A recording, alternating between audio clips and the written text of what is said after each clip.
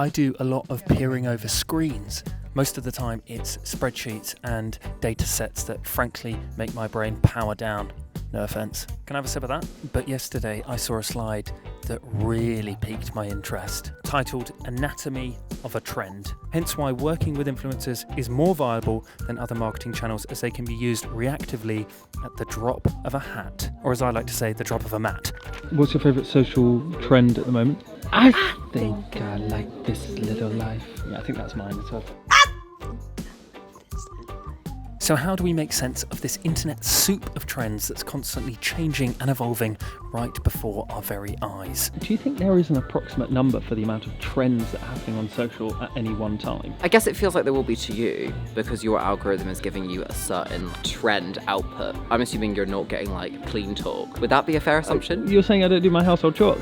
Would that be a fair assumption? Yes, it's a fair assumption. Thank you. And how do we forecast what's going to be trending so our clients know what to post, when to post, and where to post it? I've got no idea, but I know a bunch of people that just might. Can I ask you about trends and trend life cycles? You're stretching my sunglasses right now. No, I've got a tiny head. When we're working on a campaign, it's going to go live in 3 months. How do we incorporate trends into a plan? We, in our strategy deck, would incorporate what's trending currently. It just might not mean that that's what we're going to do, but I think it just shows that we absolutely know what's going on at the time.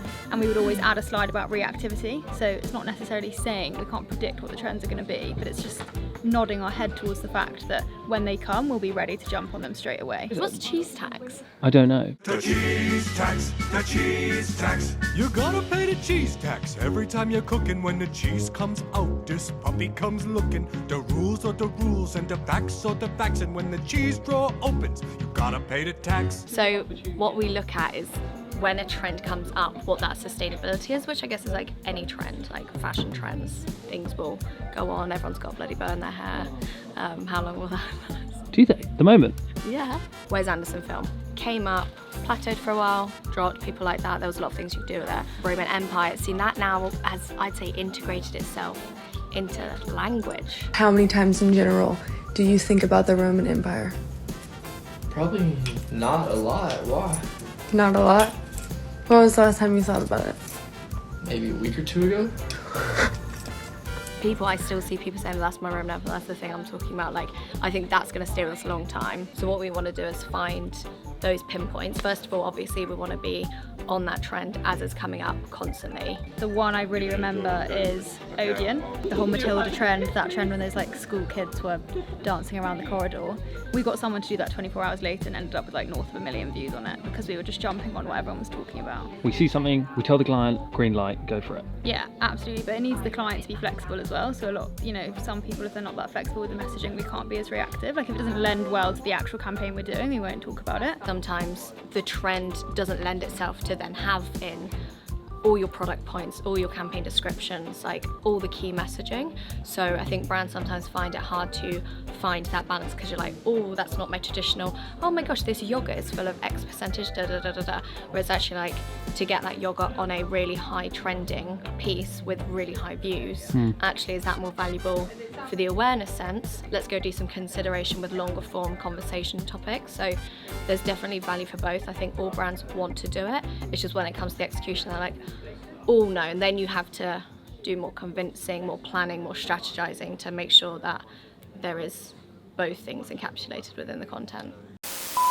A lot of people think jumping on a trend is the most important thing to do, right, with social. They think, oh my God, everything's going on with all these films, all these reactive moments, Mean Girls and everything like that. And that's great as a reactive piece of content. However, brands jumping on trends, if you're not 24/7 being persistent, by the time you jump on that trend, a trend life cycle, especially on TikTok, can be less than 24 hours. So you think within that 24 hours, people that are jumping on it are able to optimize, get that reach, garner that engagement. But in the space of 24 hours, a new trend's already started. So you've got to look at trends not as a kind of holistic, every single trend is gonna span a certain amount of period, but you've got to remember that trends are trends for a reason, in which they change, they fluctuate, everything is constantly fluctuating and changing, but you will have trends that are evergreen. We did a campaign with Arla and we used a really old trend which was about, do you remember it's like putting food in front of a child and then you're like, don't eat that, and you walk away. And we used that like 12 months after it had happened, and we did that content and it performed incredibly. It was best performing content of the campaign. They saw it and they were like, oh, A, still funny, still relevant, B, oh, maybe I've not seen this trend. I think us that like hyper fixated on social are very aware, and it feels like high turnover because like we'll be like on to the next thing. Whereas actually if you think about the main general audience that aren't on social so much, consuming so much, thinking about so much, Yeah. those trends actually last much longer for them.